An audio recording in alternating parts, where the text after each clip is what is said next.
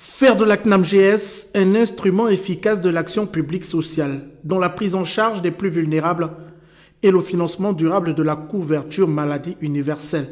C'est le but de cette séance de travail initiée par le chef de l'État.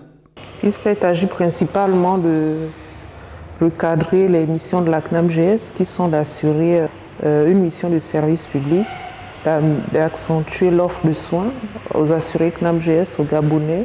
Nous avons évoqué la question relative à la garantie sociale avec un meilleur accès aux soins et une meilleure prise en charge donc, des Gabonais économiquement faibles. Le chef de l'État a donc autorisé la réunion du jour qui visait à un meilleur fonctionnement de la CNAMGS. L'audience du palais présidentiel incarne bien la volonté du président de la République de replacer la CNAMGS au cœur du pacte social au Gabon.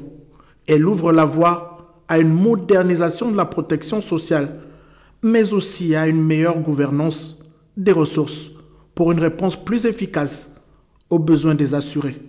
La chance, la grâce qu'on peut avoir aujourd'hui, c'est que réellement les politiques publiques mises en place par le chef de l'État cadrent avec la mission de service public de la question sociale. Donc il y a une cohérence. Vous avez bien pu le constater, le directeur général de la comptabilité publique du Trésor était là, le président du conseil d'administration et moi-même, nous étions là pour que des solutions pérennes soient trouvées à cette question qui, je le rappelle, est très cruciale pour la mise en œuvre de la politique du chef de l'État.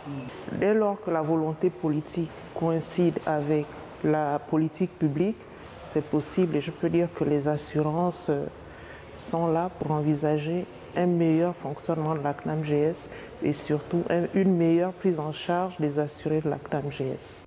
La rencontre qui a suivi avec l'administration provisoire de la SEG indique bien la volonté présidentielle de faire de l'eau et de l'énergie un pilier de la relance nationale et du contrat social.